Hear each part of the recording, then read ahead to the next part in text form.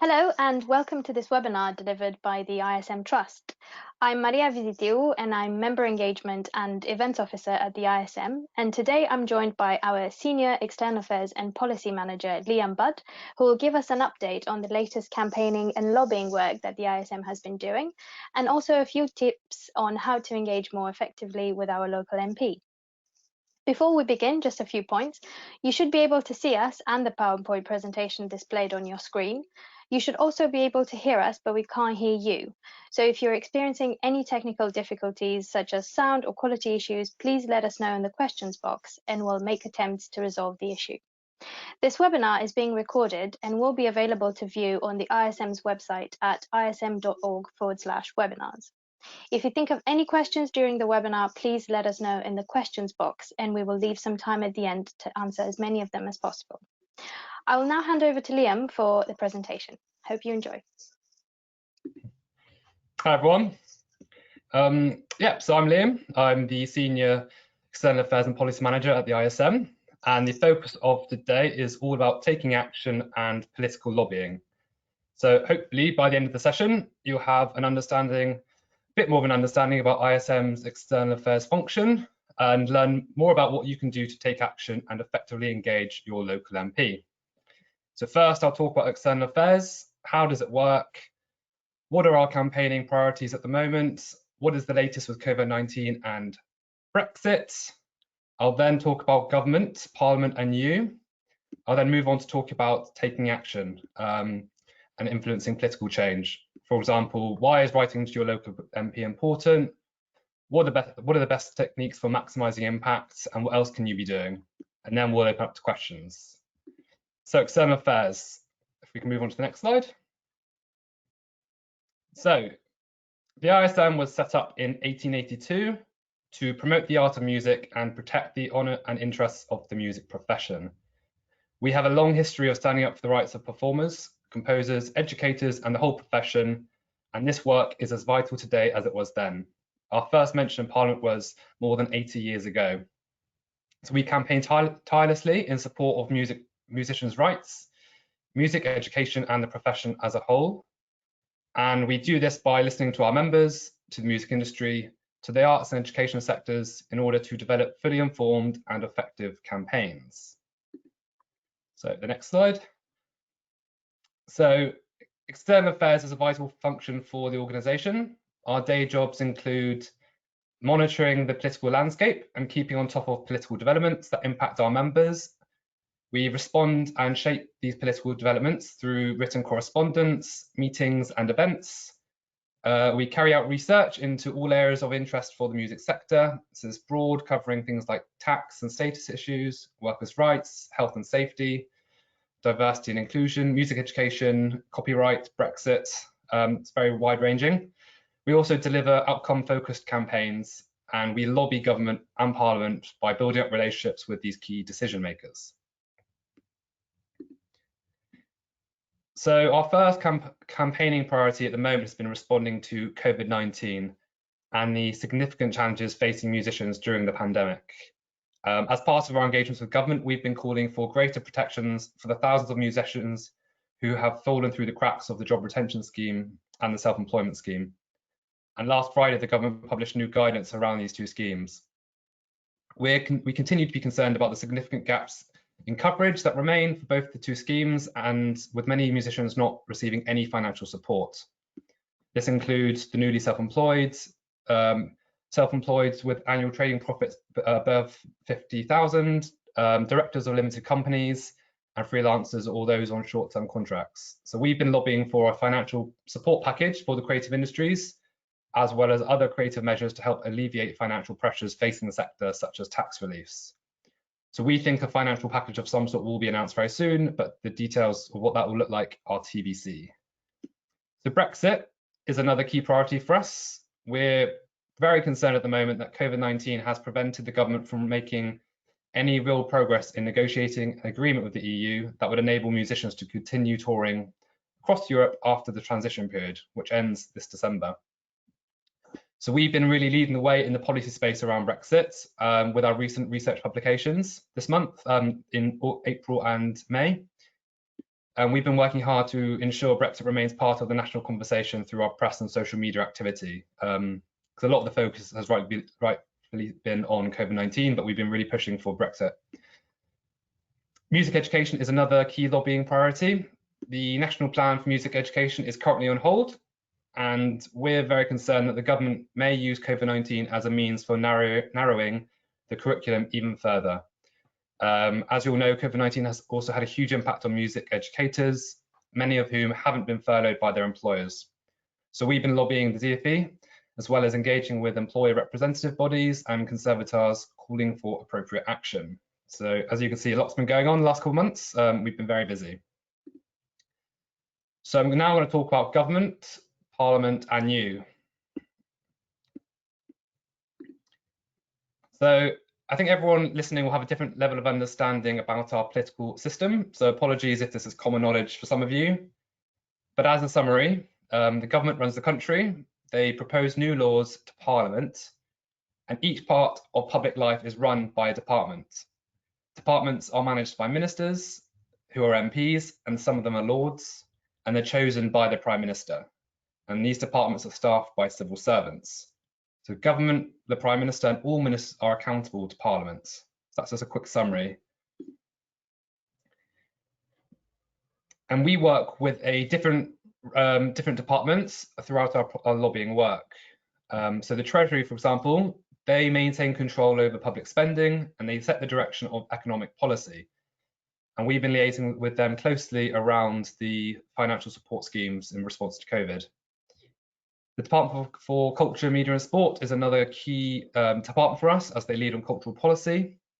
The Department for Education, they obviously set music policy, education policy. We also liaise with the Cabinet Office and the Department for International Trade, who head up the Brexit policy for the government, as well as the Home Office, which sets immigration policy. So we also have Parliament, and Parliament and government are different institutions with separate functions. So Parliament is made up of the House of Commons, the House of Lords, and the Monarch, and they hold the UK government to account and they make the laws. So both the House of Commons and the House of Lords are made up of the governing party and the opposition parties. And each side will have people who lead on different policy areas, known as ministers for the government or shadow ministers for the opposition. So these figures are senior politicians, and they sit on the front bench. So they're known as front benchers, and they simply sit on the front bench of the chamber. Those who do not lead on policy areas, they sit on the back bench, physically on the back bench. And as you can see, the government spans across both the House of Commons and the House of Lords, but the PM sits in the Commons. So let me know if you have any questions at the end about the structures, but hopefully that gives you sort of a better understanding around that. So the role of Parliament, as I've said, is to make and pass laws which become legislation. They're there to hold the government to account and scrutinise, and they're also there to enable the government to raise and spend money through taxation.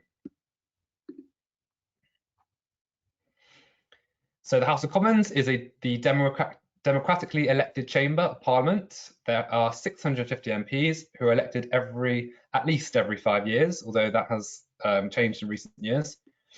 The party, all the parties with the majority in the House of Commons form the government, and all MPs are elected at least every 5 years. So that's the chamber, for those who don't know. And when you actually are inside, it's a lot smaller than it looks on the TV. So obviously everyone in the UK is represented by an MP. MPs represent all people in their local area, whether or not they vote for them. Most MPs will have 2 offices and they work in Westminster and their constituency. And your MP can speak out on issues that are important to you in your community. MPs have to consider many different views when deciding which issues they want to raise in Parliament and which campaigns they want to support. So although your MP might not be able to help you in every case, and they might not have the power to amend things for you, they can usually point you in the right direction and help you out. So the House of Lords is the second chamber. They are independent from the Commons, but they do a similar task of making new laws and changing existing laws. and by checking and challenging the work of government and debating key issues. So members are called peers, and the vast majority of it are appointed for life, known for their knowledge and experience in particular subjects. Most members in the House of Lords are appointed by the Queen on the advice of the PM, the Prime Minister. And members of the Lords represent issues that concern them, so not geographical constituencies, but specific topics normally. And in the Lords, there's no political party has majority. We also have something called select committees. Committees are made up of MPs, or they sit in both the Commons and the Lords, but their role is to scrutinise the work of government departments on issues related to those departments. So they're independent, they carry out inquiries and they publish reports which often find faults with the government. They hold a lot of gravitas and they can be quite influential. And select committees are really keen to listen to people and hear their views with relevant experience and information to help inform their inquiries. Members of these committees are elected rather than appointed by parties, and the government has to respond to their reports. And then we have the Crown, which is an integral part of the Parliament. So the Queen is politically neutral. She opens Parliament every year. She officially appoints the government and signs off laws passed by Parliament, also known as royal assent. We also have the devolved administrations which interact with the UK government. So each have different ranges of powers. In Scotland, we have the Scottish Parliament and Scottish Government. In Wales, we have the National Assembly and the Welsh Government. We also have the Northern Ireland Assembly and the Northern Ireland Executive. About 1 in 10 of every civil servant works in the devolved administrations. And as the UK professional body for musicians, we work with each of the devolved administrations. So hopefully that gives you a summary of what Parliament is and what government is, and I'm now going to talk about what you can do as a member of the ISM, but also as a constituent and a member of the public to take action, which is the main reason why we're here today. So I think if you're trying to take action and influence anything, I think the first thing you want to think about is what are you trying to change? So is it a new law? Is it a new tax? Is it an attitude? Or in the current context of COVID-19, is it something around financial support for creative industries, which we've been talking a lot about? Is it about the coverage of the self-employment scheme? Just think about what is the purpose and what you want to achieve as a starting point. You can then have a think about who you want to contact. So your local MP is your main gateway into Parliament. Many MPs will have a contact address and their numbers in their constituency, and this is all found on the parliamentary website. You can also call the House of Commons Inquiry Service or ask at your town hall or local library for contact details. In the Lords, they don't have constituencies, so in theory you can contact any member if you want to, but before doing so, make sure you identify which peer you think would most likely support your campaign, read up about their biographies, what they're interested in, and yeah, do a bit of research. But some Lords will have their contact details online and some won't. So there's various ways you can get in touch with your MP. If you call, you're unlikely to speak directly to the MP, although this can happen. You're more likely to find that their staff pick up or an intern. So if they answer, be patient. The phone might go to voicemail, so if you phone, just make sure you leave a message with your number spoken slowly, ask them to call back, briefly explain why you're calling with all the numbers you've got as a starter. I think emails is probably the most common form of contact. I think ideally you write from your personal email, not your work email, and always put your home address and phone number at the start of every email. As MPs need to check that you are a constituent. So if you don't put that in there, they'll probably reply to you, say, are you a constituent and what's your address? So it just saves hassle. Letters are going a bit out of fashion, but it still can have more impact. So if you're writing a letter, do it from your home address, include your email address for the reply, and avoid illegible handwriting, so keep it tidy. I used to work in Parliament, I'll mention that later, but we receive lots of interesting letters which were quite hard to read, and it made everything a bit difficult. So we provide templates online which you can use either as a letter or an email. These focus on issues such as measures around the self-employment scheme, but use this as a baseline and change it so that it's personal to you. So what's your story? What does it mean to you? Why is it important? Make it personal.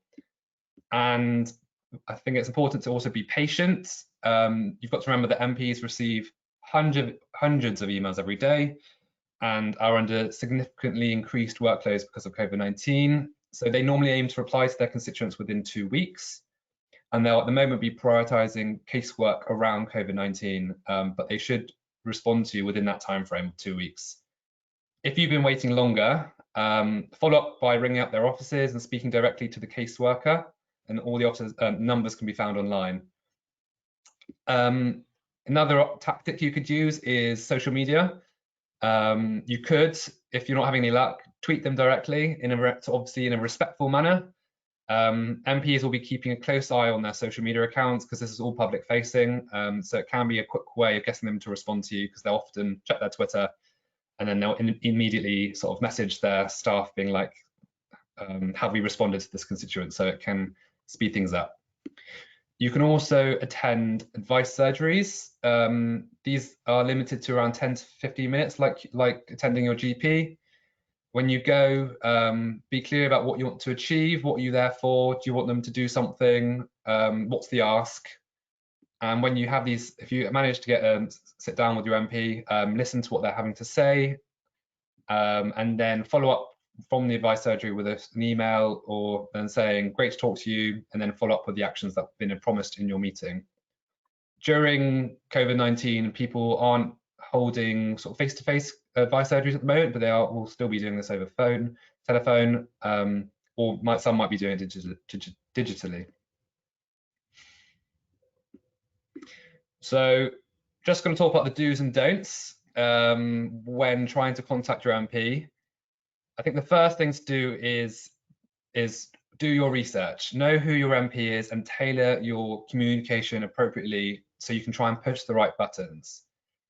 So the basics is spell their name correctly. It's really simple, but it's important. You don't want to sort of wind them up in the first instant, and then start thinking about who they are. So are they in the Conservative Party or are they in the opposition? This will affect your messaging.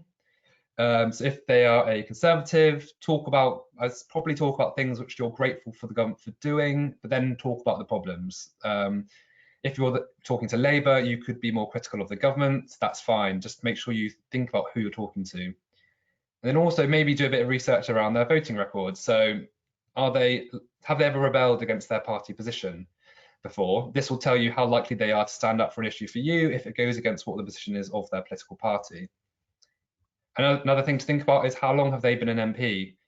A newer MP is less likely to go out on a limb for you, whereas the more sort of senior MPs who've been around for a long time are more likely to sort of help you out if that's going against their party position. So another thing to think about is their majority. MPs are all about winning votes and staying in power. So if they won the last election with a tiny majority with only a few votes, they're going to be really keen to be fighting for your case and demonstrating their value to their constituents. Whereas if they've got a huge majority of 20,000, they might be less inclined. So unfortunately, this is the sad state of affairs of the way Parliament works, but have a think about that, and it can sort of change the messaging. Also think about, are they on the front bench? So if you're on the front bench of a political party, you have to follow the whip, the party line. And so if something you're asking for contradicts the policy of the party, if they're on the front bench, they can't support you. So when I used to work in Parliament, I worked for a shadow minister, and we'd always get people calling us up asking us to support various campaigns which we couldn't support. So just do your research. But also think about whether they've been involved in recent speeches or questions. Try and sort of tailor your messaging towards what they've been saying at the moment. And I think the most important thing is, are they a musician? Do they play an instrument? What is their connection with music? So when you're talking to them, you can sort of tailor it towards them, and they're much more likely to listen. And then in terms of research, and there's a lot to think about, but just some other things to consider. Think about the environment they're working in at the time. So have a look on Parliament website, maybe look at the agenda, the order for the day. Maybe don't ring at midday when PMQs are on, because they're not going to be in their offices. And just have a think about what environment they're going to be in. If you're calling them up, say 5 minutes before they're about to take part in a debate, no one's going to be around. So just have a bit of research. Talked about personalisation. So MPs are people, and they will relate to personal touches. So what are your shared interests? They might live in your local town. They might share the same experiences you do. So just think about that sort of personalised approach, and localise everything. So stress the constituency link. They want to, what is happening in your local area and why is that important to them? Because they are all about representing the local issue. Empathise. So as I've said, they are human beings. They get tired, they get stressed, and they're working quite hard at the moment. So with your messaging, just consider that.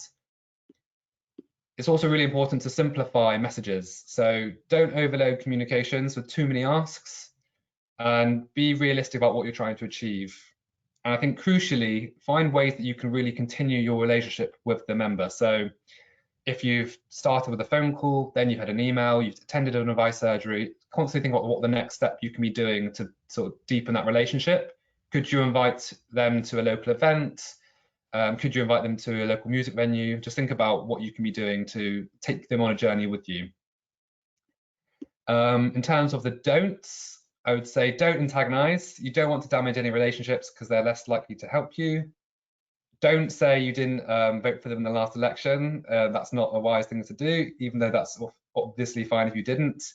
I'd say avoid sending generic emails. So we provide our templates, but tailor them, because they might receive the same email from you and 25 other people, and they might just not respond because they don't see it. They don't like sort of spam. And don't overcomplicate the message. So as I've said, keep it specific. So if we're talking about Brexit, focus on Brexit. If we're talking about music education, focus on that. Their caseworkers will work on specific areas of policy, and it just confuses things if you cut across different areas. So that's all about the do's and don'ts. What else can you be doing? So there's other things you can be thinking about. For example, you could start or sign a petition on the UK Parliament website. If it gets to a certain number, Parliament has to respond. You could submit evidence to public bill committees or select committees, which I talked about. So we as the ISM, we submit evidence to these committees, but you as an individual could also do the same. You could also watch Parliament online, or you could attend in person, obviously before the pandemic. But you can go and explore, and you can also watch debates. If you want to watch a debate, speak to your local MP, and they can try and get you a slot.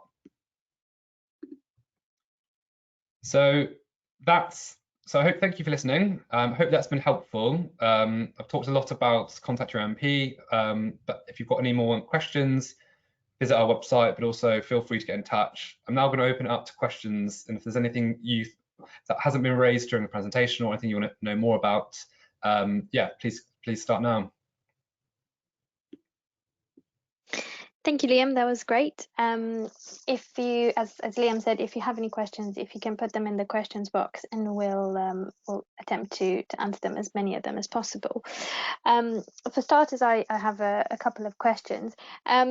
Do you know if there's if COVID-19 has affected or changed in any way the way that people interact with Parliament and their local MP? Yeah, so I think, yeah, COVID-19 has definitely changed the way Parliament's working, and it's been a bit of a gradual process. So at first, everything was done virtually in terms of their debates, and they had a bit of a mixed economy where some people could go inside, some people couldn't. But it also meant that MPs aren't having face-to-face contact with their constituents. So you can't go inside, you can't have meetings, and you can't attend face-to-face advice surgeries. So it's all being done digitally, which makes things harder for everyone. But I think slowly things are going to sort of change over time. But I think what is helpful about that now is I think MPs are really keen to get out into their constituencies and see stuff. So this is the time to sort of get things in the diary for them, or start thinking about what ways that you can engage them. They want that face-to-face contact. So thinking about what events might be coming up in the future when the lockdown is over is important. And I think, yeah, it's definitely made challenges for our work as well. We don't have that face-to-face contact any moment, so we're all doing all of our work via Zoom, but people have adapted to it. So you can also be having meetings over digitally with your MP as well. Great, thank you. We're receiving a couple of questions now, and one of them is, what would be the key priorities to focus on? So in the context of where we are now, yeah, so I think we have, as I said, we've got different priorities. At the moment, it's all about managing sort of the impact of COVID-19 for musicians. And we've really been calling for a sort of financial support package. We know that the government is keen to get performance and venues back up and running, and we just know that that won't be financially viable for many venues who require that they have a small profit margin, and under social distancing that is not possible. So we think that there needs to be a financial sort of bailout or something to support creative industries. So we've been calling for that. So that's definitely something that you could be helping with in terms of writing to your MP and using our template letters. But as I said, with those letters, tailor them to your local area. What are the venues in your area which the politician might already know of, and talk about the local issues there. Do you have any tips, or do you think there's any way of persuading the Treasurer in particular to the needs of freelance musicians? So again, for you to make try and influence the Treasury, you need to go through your local MP. We're also lobbying the Treasury as well. Through our written correspondence, we've been writing lots of letters, and we've also been feeding into the Treasury Committee selecting Treasury Committee inquiry. So the Treasury Committee published their interim report this week, I think it was on Monday, and they called for lots of changes to the two schemes, and they've been talking a lot about various things that we've been saying as well. So I think to get through to the Treasury, you need to just sort of continue to talk to your local MP and talking about sort of financial support and just letting them know how significant it is. Yeah, so keep it up with your MP. Thank you. And if there's some people are saying that they've received kind of stock answer, so nothing, you know, particular to as a reply to the letter that they've sent. Do you have any tips for that, for people who are just receiving template answers? Yeah, so that's a frustrating part of the process, because if you're emailing about an issue which other people are doing the same, the MPs will often just use their template responses. So I think it's all about making sure that you then respond in a really personalized way as well. So then they can't just respond with a generic response, because it's talking about the local issue. So it's talking about specifically what's going on in their constituency and why they need to engage with you. So I'd respond back with further questions and try and get a meeting, in terms of try and go to the advice surgery, try and talk on the phone with their staffers, and yeah, don't give up. But I think if you can think of other local ways, so if you've not having any luck, maybe you can join forces with other musicians in your constituency and have a bit of a local attempt at lobbying. So the more people who back your letter, you could be, yes, speaking to different people, different local organisations, and have a bit more of a collective response, maybe, could be a tactic. Of course, thank you. Sorry, I'm just trying to, we have quite a lot of questions, so I'm just trying to get through to them.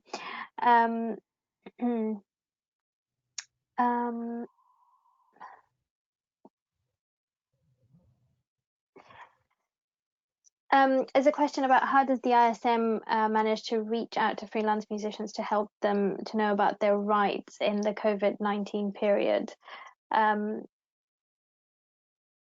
Yeah, so yeah, sure, go ahead. Yeah, so we do lots of listening to our members through various different channels. So we as a team work very closely with our frontline team, who are on the phones listening to, speaking directly with our members, and they feed in every week what's going on the phones. We liaise very closely with our legal team, who are dealing directly with legal cases with our members. and they are really helpful for feeding in again what are the real problems in terms of COVID-19. We also look on social media, and we do lots of listening in Facebook groups and on Twitter. And we also do surveys. So we do various surveys to our members, but also to the wider sector to understand what's going on. So we did an impact survey in sort of the immediate aftermath of the pandemic to try and find out what was going on. And we've done surveys since. So we did one on the business loans, and we also did a recent survey all about the self-employment scheme. And these surveys are used to shape our responses to governments, and it's all about the evidence gathering and shaping our policy response. So yeah, there's lots of different ways, and we as an organisation have got really close and we talk a lot, and so it's sort of a 360 approach in terms of understanding what our members are thinking.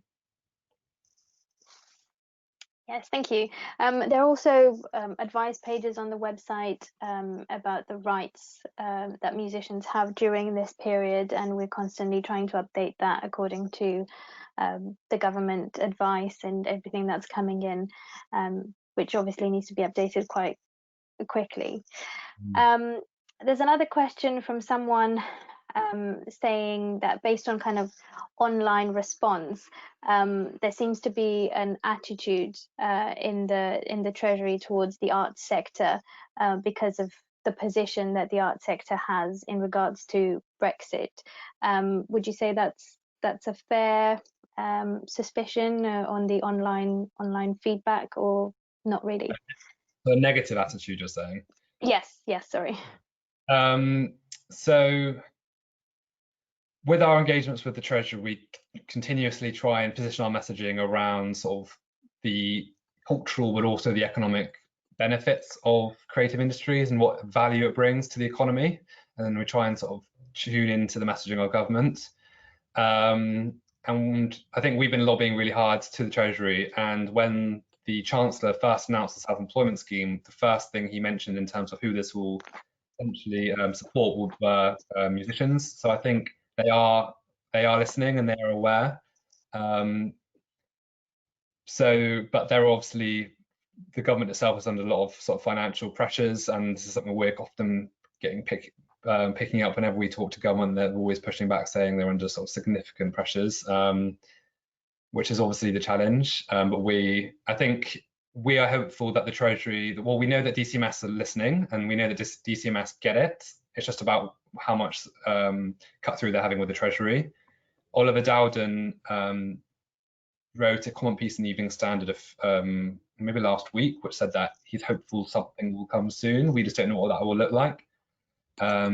So we are sort of waiting to see what a sort of a support package might look like. But yeah, it is frustrating because we find it frustrating that, for example, fishing, government talk on and on about how great fishing is, and in the government's trade negotiations, there's a whole separate section about fishing, whereas the creative industries generates sort of 111 billion pounds to the economy, sort of massively dwarfing fishing. So the priorities of the government are, we find the priorities frustrating, but I think the DCMS, I have to say, are very good and are listening. It's just about what's going to come from the Treasury. So we are pushing for that financial bailout, but we'll have to wait and see. Of course. Do you have any advice? There's another question from someone asking for some advice on lobbying, in particular the Welsh government. Yeah, so it's definitely important to engage the devolved administrations. As I said, they will have different powers. And it's not just you can go, it's worth talking to your local authority, but also the Welsh administration as well, and dealing with those in sort of different levels of power. So I think it's a similar approach to your MPs. Speak to your local representative and apply that same approach. With COVID-19, the Prime Minister is only responsible for England in terms of the sort of pandemic and our response in terms of lockdown. So definitely talk to the devolved administrations around that, and continue with your lobbying. Yeah.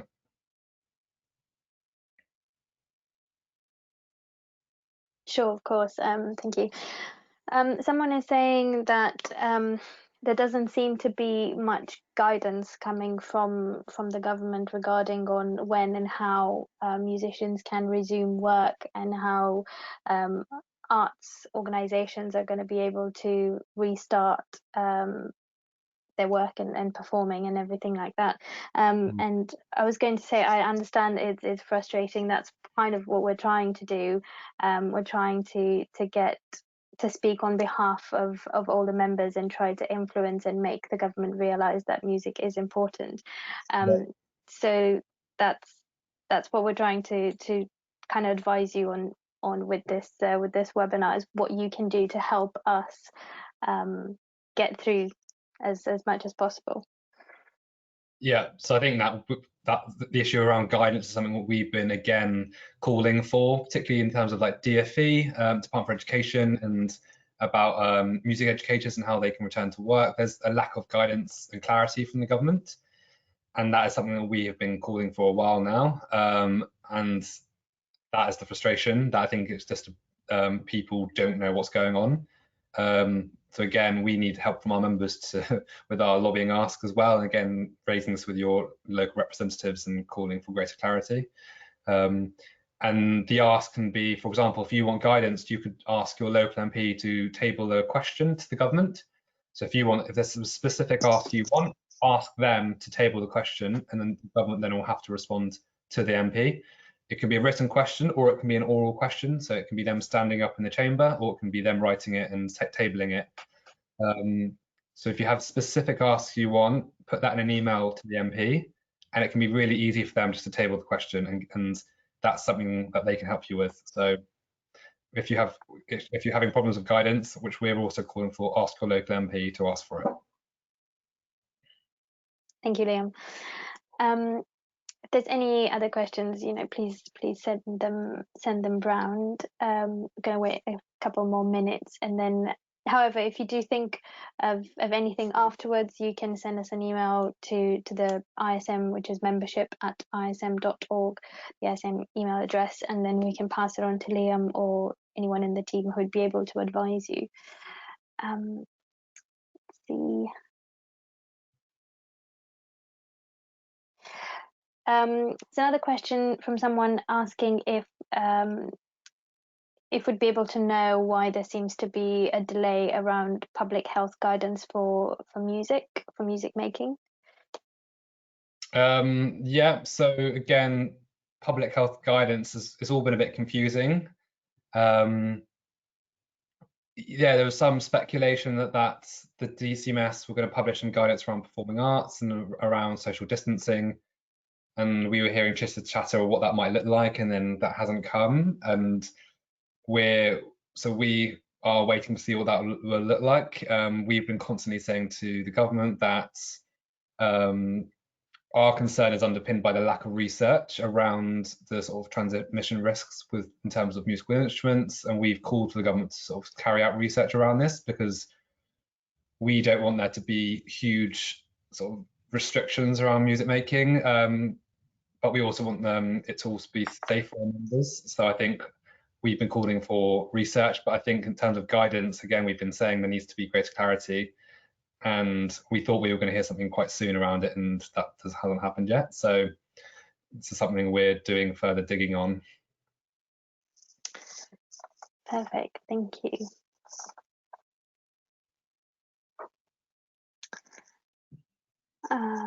Any other questions? Do you know when the best time would be to contact your MP? And yes, who the best person would be to speak to when contacting their offices? Yeah, so it depends on who you're trying to talk to. If you ring up, I would say MPs will likely they'll be in Parliament from around Monday afternoon till definitely Wednesday evening. So often on Monday morning, they'll be getting the train down from their constituency, wherever that is. So they won't be around Monday morning, but their staff member will be. And it will be a quiet time on Monday morning for the staff members to catch up with emails. So if you want to speak to a staff member who won't be really busy, maybe Monday morning is a good time. But if you want to try and get in touch with the MP, they'll be around in Parliament from those periods, definitely. So if you're trying to invite them to an event, don't do it on Monday, Tuesday or Wednesday, unless it's in London and it's nearby. Your constituents, the events are typically best on the Friday when they'll definitely be in their constituency, or potentially on a weekend if they're a hardworking MP.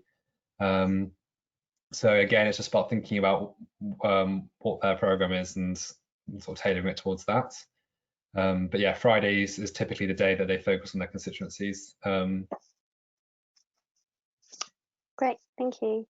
There's a question from someone asking about what the ISM's plans in response to Black Lives Matter. And I was just going to take that opportunity to say that this is sitting with our senior leadership team at the moment, and we are looking to put together a team together with parts of our staff team to find out how we can help as an organisation. Yeah.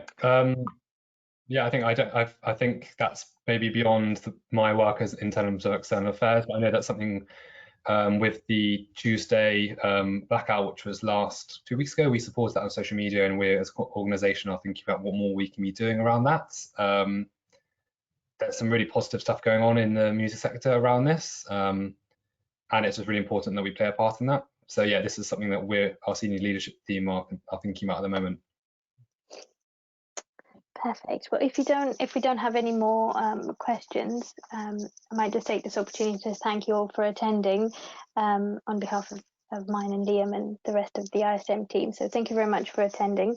As I said, if you think of any other questions, you can send them to us, and we'll pass them on to whoever in the team would be likely to help. So we don't seem to have any more questions coming in. So I hope you enjoy the rest of your afternoon, and we hope to see you at another webinar soon. Thanks a lot. Bye then. Thank you.